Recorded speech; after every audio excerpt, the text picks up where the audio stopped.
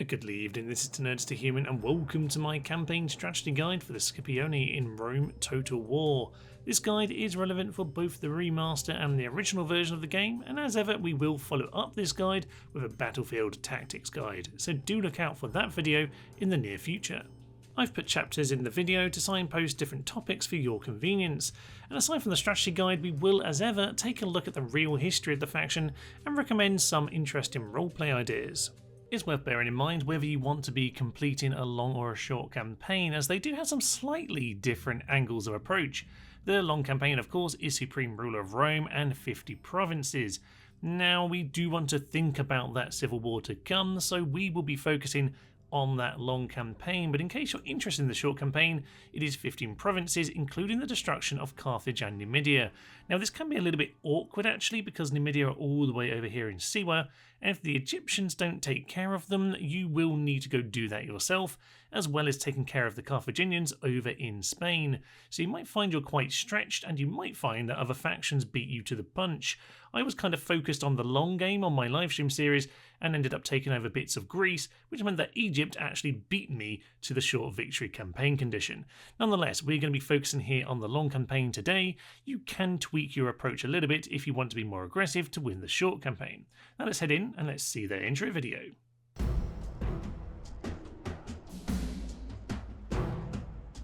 My family, the House of Scipii, are beloved of the gods.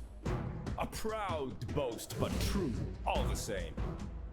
In return, we have served Rome, ruled well, led her armies to glory. It has cost us dearly, despite the love of the gods. Sometimes the hatred of men is stronger. Our dead lie in many graves, put there by Carthaginian swords and a few Greek ones. Even Roman blades have taken Scipii lives. That we do not forget or forgive. So, now our time has come. The spirits of the dead cry out for blood. I will lead our family in this undertaking. The gods will grant us vengeance. When Sicily is Roman, when Carthage is crushed, when the other Roman families are gone, when the world is mine, then I will stand before the gods and be worthy of their love, and worthy to rule Rome. Usually at this point of the guide I'll tell you a little bit about the faction's background, but of course the Romans are a little bit weird when it comes to their historical portrayal here. Now these were basically the territories that Rome held in 270 BC, but yeah, there certainly weren't different families holding different areas of the Roman Republic's territory. But it does work from a gameplay point of view in terms of building up towards the Civil War. Still, the family tree is interesting and does have some connection to the actual family of the Scipioni. First and foremost, our faction leader Cornelius Scipio, who was indeed a significant politician of his time. He was the consul in 262 BC, and as faction leader he does have some good traits here. Politician, skilled bureaucrat, stern, and a skilled infantry commander could be quite useful, seeing as you do have a fair amount of troops at the start of the Scipioni campaign. Now in terms of him historically, he does exist. He was Lucius Cornelius Scipio. This whole family are basically all Cornelius Scipios because the Romans like to name their people like that. In terms of his children though, none of these three seem to actually exist in real life as far as I can tell. Nonetheless, they've all got some decent traits for you to utilise in the game. With natural born general, political animal, and chancer, you've got some decent traits and some useful bit of retinue. In terms of Quintus Scipio, he's got himself sharp and political animal as well, always useful to have. Indeed, he looks quite up for a battle, probably just as well, as his management isn't too great, but yes, he looks like he wants to get ready to punch some enemies in the face. Gaius Scipio, once again, bit of an interesting portrait on this lad, but yeah, sharp political animal and some natural born generals. These guys are ready to get to war. They're ready to punch some of their enemies. I don't know why we're going for the punch here today, but apparently we are. In terms of the rest of this family though, there are some interesting people. The one you probably know most would be Africanus. Scipio Africanus is indeed here. His father, Publius Cornelius Scipio, doesn't seem to exist, but he, Publius Cornelius Scipio Africanus, is here in the right place, grandson of our faction leader. We'll talk more about Scipio Africanus a little bit later in the video when we consider how well the Scipii faction got on in real life, but there's probably other reasons the developers chose to put the Scipii as one of the key Roman families in the game. Africanus' actual own grandchildren were the Gracchi brothers, who you might know as key figures in the late Roman Republic. Likewise, our faction leader here, through his first son, we eventually get to Cornelia Metella, the wife of Crassus and later the wife of Pompey. It's very likely that these men decided to marry into this family because of their historical prestige. As we begin turn 1 then, we immediately get a mission from the Senate to take Syracuse, which of course is a very sensible thing to do, but not necessarily the easiest. We certainly want that great reward, but this is not as easy as it is for the Julii, who get a baby's first battle over here in Segesta, or the Brutii, who get a very easy battle over in Apollonia. No, you, as the Scipii, have to take on not only another faction, but a walled city with a factionaire, with hoplites, and with archers. That is not necessarily ideal, no, but I would say it is paramount that you do this. While there are other options around, like the Carthaginians, I just think you are going to want to snap up Syracuse, and you're going to want Sicily soon enough anyway, so you might as well get on with it on turn 1. And by turn 1, what I actually mean is turn 2, because actually I'm going to go send my spy in here immediately so we can see what's going on. Who knows, maybe we'll get the gates open. We're actually going to go for a turn 2 attack, because what I found is almost every time I've done this, the AI will send a big chunk of its army out to the forest somewhere where then you can pick them off. Inside the city, they're kind of scary. Outside, not so much. So I'm going to take my forces. I'm actually going to send some of them out. Just have a quick look at our town here. It's happy enough. We're going to grab ports, because ports are huge buckets of money. Just an extra 100 there, but that will scale up very quickly indeed, particularly if we go over to Capua and again repeat building that port. We'll grab our diplomat and we'll send him up north to go speak with the Gauls. Early game, obviously, you want to be selling your map information and trade rights as much as possible. And we could get on up to some other shenanigans with the likes of the Gauls, so we'll get to that in time. But for the first turn, we just want to be building those 2 ports, and we probably want to be grabbing our forces over here in Capua and making sure that we are sending them over, because I think, yeah, nice aggressive start here. We want to go and send our ships over to Sicily. In fact, we can just sneak that along a little bit further there. Excellent. So next turn, as it comes along, we will... Oh, okay, I was going to get myself a diplomat to chat with these guys, but they've offered it to me anyway. Luckily for me, this means I can just get a little bit of money out of them before we decide to attack. So your offers trade rights, your demands 500. They, you know what, I'll just take whatever I can get, and I'm going to offer the map information. I'm going to try and get myself 1,500. We'll just see if we can milk something off them. So yeah, it's pretty worth... Oh, okay, they don't want to do it. It's fine. We're going to attack them anyway. But if you do get the opportunity here, just have a bit of a chat. It's not the worst idea in the world, because you might as well make use of some neutral diplomacy before you immediately attack them. And indeed, you can see actually they have disappeared. Quite where to is another matter. So we'll just have to find them. There they are, all the way over there. Fine. Now, I would say best thing you can do here is just ignore them. Just don't even worry about them out in the field. I would say just immediately go and bring this guy in once again. Get him some good training, but you can come in to attack the neutral faction, and we're going to head on in. Even if they come and attack us on the end turn, it's fine. They're out in the field. That is a much happier situation to be in. Now, we've also got the reinforcements here.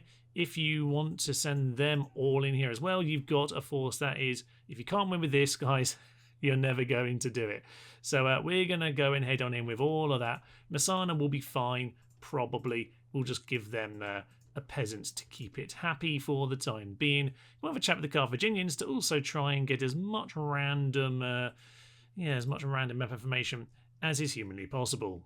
On this particular occasion, we've been quite lucky. They haven't bothered to attack. This is going to make them even easier to pick off in the end turn, so you can swing on in. Now, the gates have been opened by the spy. That is excellent.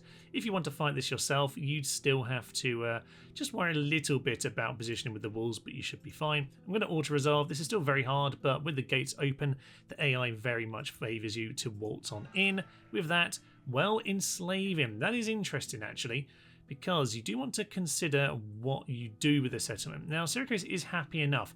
This city here will be key. Now, this is where I would build my important port, my particularly important port, where we're going to get our doom ships for the Scipii. So I do want this to be not too small.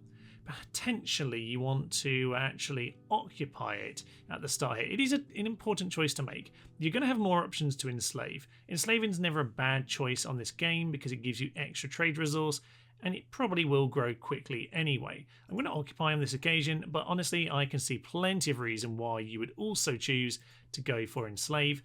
You might well want the boost of population in your capital to get that moving forward quickly. But to be honest with you, at the moment, I wouldn't mind just getting some basic infrastructure. I think if I grow it this turn, I wouldn't really have time to do some of the other things I want to do. Probably, though, a good time to talk about our temples.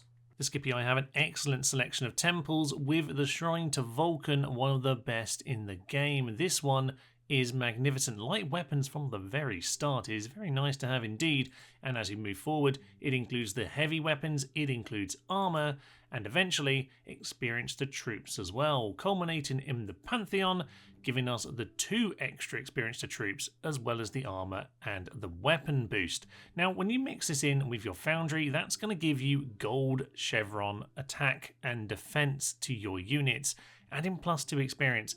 This is insanely powerful. It's a bonus against other Romans who don't have this either, and frankly, no one is going to be able to match this. This is obscenely powerful, and 35% will be absolutely fine for pretty much most of your cities.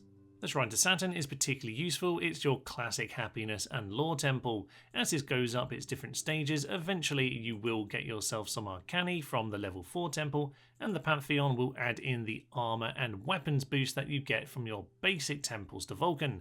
Altogether, this is not really what you're going to pick it for. It's always going to be to hold down those tricky settlements like those in Egypt. Always very welcome to have this kind of thing along. Finally, the Shrine to Neptune, an intriguing one that actually needs a port to be built in the first place. You are probably only going to build 1 or 2 of these in your empire, but these are massive as you go through the game, because eventually, at level 4, it gives you the Corvus Quinquereme, and that is going to give you a boost over everyone at sea, particularly your Roman friends.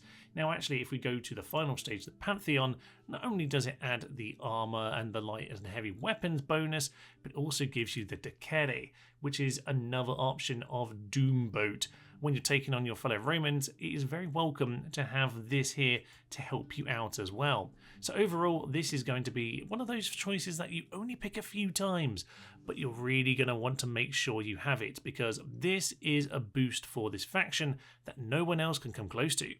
In terms of building browser, there's not really a lot to say. We are Romans, we get everything, baby. We don't get the Silk Roads, for example, but pretty much everything else is here for us to make use of, from amphitheatres and academies to the best aqueduct systems. Oh yes, we have it all. Back to our early turns then, and of course the Senate mission has given us 5,000 denarii. It is so worth it to take over Syracuse right at the start. Just restart the game and do it until you get it right, quite frankly, because it is a really huge step. With that done then, we can indeed pick our temple. We are going to go for Vulcan over here in the capital because we want some troops out of there. On the note of troops, this is really where we can get our Hastati, so I'm going to use the population a little bit, but we're growing very nicely here. So we're going to pump out a few troops, but we do want to get Capua up nice and quick so we can get our Principe. In terms of other units, I'm going to build my stables over here in Messana so that I can gradually get myself some cavalry units as well. And we're not too happy over here, but that's because I've just sent my army out. Now, of course, it probably makes sense for you to take these guys on properly. out in the field. And if you were to do that, I would point out what you want to do is avoid killing these archers like we did with the auto-resolve. Try and keep them safe. You probably won't be training any for a fair amount of time. Now we do the practice range here.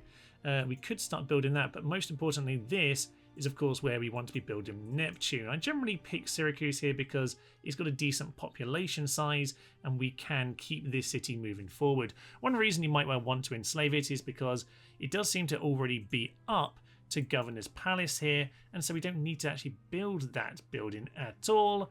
But nonetheless, I like this being fairly sizable. We can get our good ships out sooner into the game. Quick reminder that we can get those out at the level 4 version of this temple. So by keeping it like this, we'll get up to our large city even sooner, which means we can get our doom ships early in the game. So really that's what you're choosing with here, with enslaving or occupying Syracuse. Having asked for a ceasefire and immediately gained an extra 1,000 denarii for my troubles, we now have peace with the Greeks, and we can immediately move on to smashing up the Carthaginians. Now, they do generally keep an army around about this forest here. Do keep a close eye on it. At the moment, most of them seem to be in Lilybaeum, so I'm going to bide my time, although I have got my hoplites here just to make sure they aren't hiring them instead of me.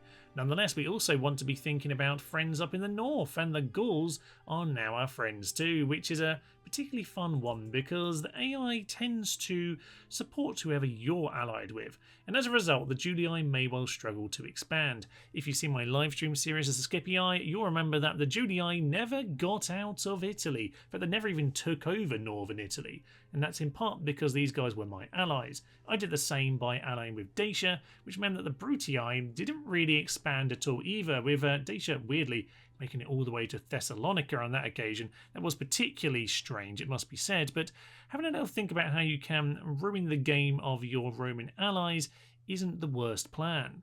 Having just mentioned about keeping an eye on that Carthaginian army, oh yes, they do appear to be in the sea right now, and that does mean if you keep your boats together, you might have a chance of clearing these guys out. I'm just going to give it a whirl. We actually won that, so now they've sodded off into the distance. Even if you don't win that, maybe, just maybe, your spy can find a moment to sneak on in. You can take on the city fully if you want to, but it might be a little bit easier if they're not all in the city. I don't mind taking these guys on in the field. Nonetheless, we're going to keep moving across to Lilybaeum. The Julii quite possibly have taken Sardinia. They haven't yet. We might want to do that if they don't, but ultimately, yes, we want to get ourselves Sicily in the early game, move across to Carthage, and kick those guys out.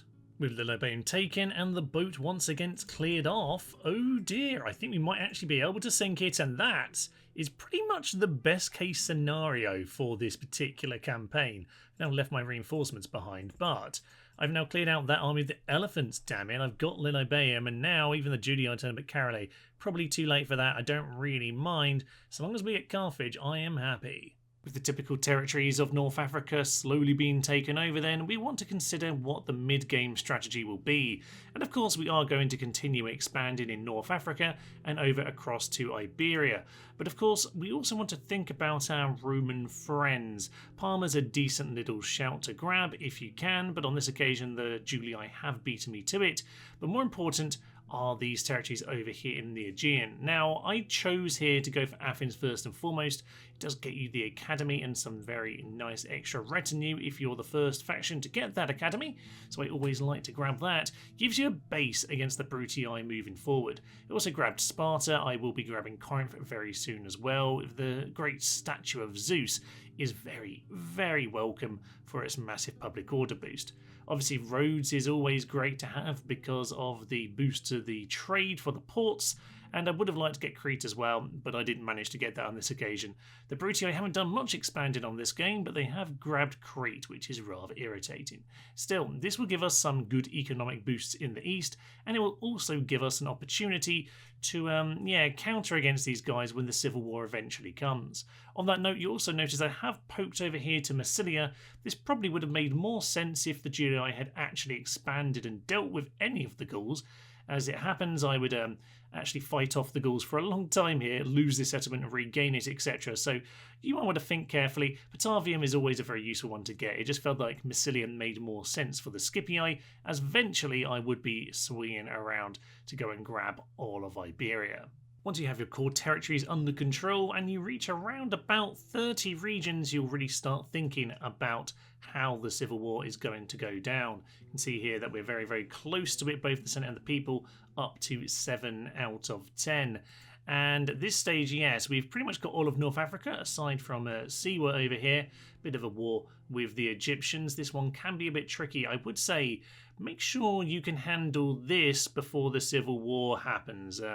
You don't really want to be doing both at the same time. On this particular occasion, though, the Civil War might be an interestingly simple affair because, well, maybe it's because of my taking of Massilia and my taking of Athens, but the Roman allies seem to have done virtually nothing on this occasion. I don't know if I've got particularly lucky or if my slightly sneaky tactics have actually done some good work here. Nonetheless, yes, you want to start to think about how you're going to set up your attack on them.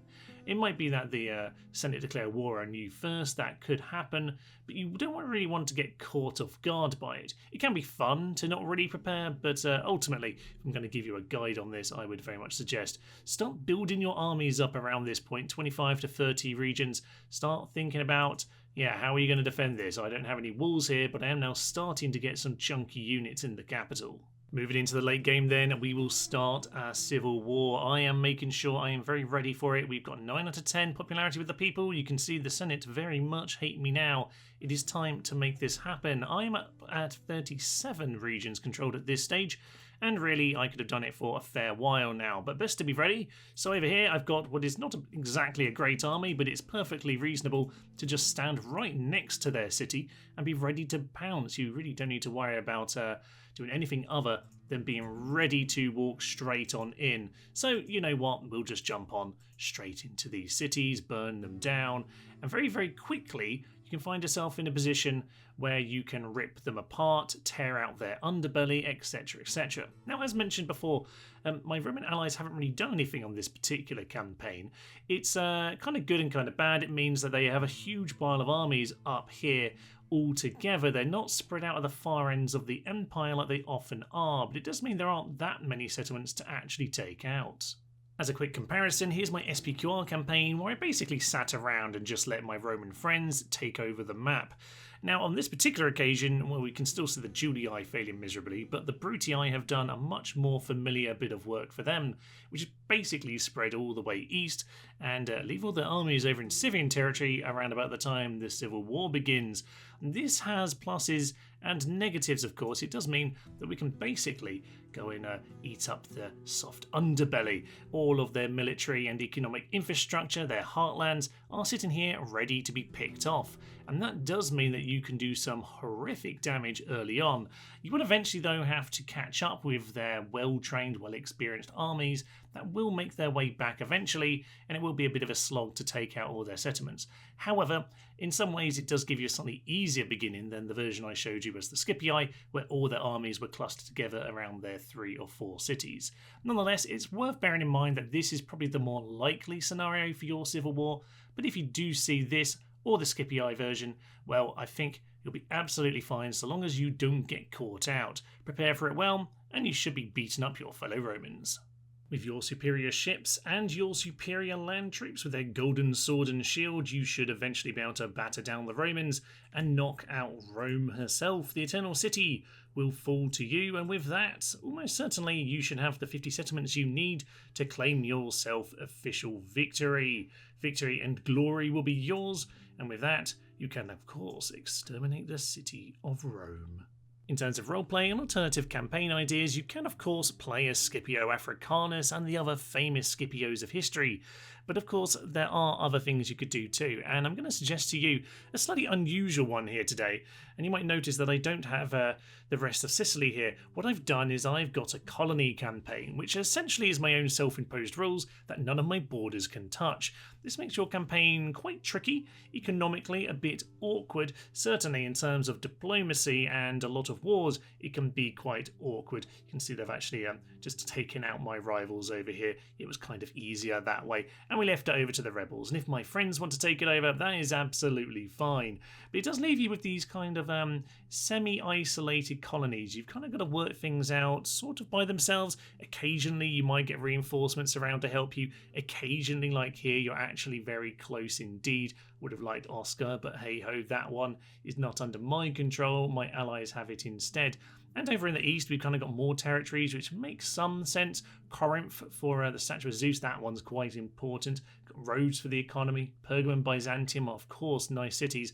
And we got Tyre just because, well, the Britons actually aren't attacking us yet, so you might as well have one friend.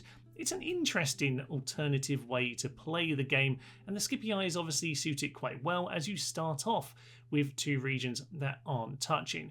Now, I've never actually played this all the way through. I imagine if you were to continue this, you're more likely to be kicked out by Rome than you are to actually get to the civil war by yourself. I've got 14 settlements right now. You could, of course, continue to do this. You could take over half the map easily enough playing this particular way. If you do play this particular campaign style, do let me know how it goes in the comments below. I'd be pretty darn intrigued to see it. So how exactly did it all go down then for the Scipioni of real history? Well, the game is Rome Total War, and I think it's fair to say that the Romans won, but quite what hand the Scipii played in all of that is a little bit more down to debate, because yeah, certainly the Roman families and the factions were a little bit more complicated than what we've got here on this game.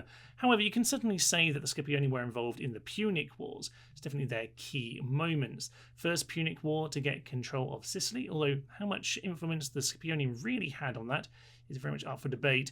In terms of the Second Punic War, though, Africanus, Scipio Africanus claiming this territory over here, this eastern coast of Iberia, that is very much a key conquest of the Scipioni family, as well as, of course, Aemilianus Scipio in the Third Punic War to take over what would become the province of Africa. And other than that, well, it's kind of hard to say through history. They were still a prominent family. As mentioned before, they would marry into other prominent families, and it's all a bit of a mess. Ultimately, if you were to ask me which faction won Rome Total War, it's got to be the Julii, of course. Julius Caesar would go on to claim Rome and defeat the other Romans in the Civil War. So whilst the Scipioni aren't exactly an obvious faction in the Civil War, Pompey does marry into the family by the time that happens, so maybe you would call Pompey's faction the Scipii. Even so, I think it's all a bit of a historical mess by this point. The Romans were victorious and the Scipioni were certainly a part of it, but if you really want to claim blows, well, I think the Julii win. That is all for now. If you have enjoyed the video, then do please give the video a like and consider subscribing to the channel. Your support really does mean an awful lot to me. Indeed, I also run a membership both here and on Patreon should you want to support the channel further. Links are in the description if you're interested. Finally, we have recently started our Seleucid campaign in the live streams, so that makes them the next faction in this series. But for now, I will leave you. I am Nerd as a Human, and this has been my campaign strategy guide for the Roman Scipii in Rome Total War. Thank you, friends, and tally-ho.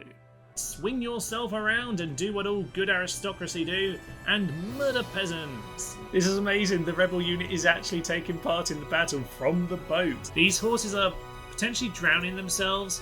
Please don't drown one of them drowned themselves. Down to... down to none.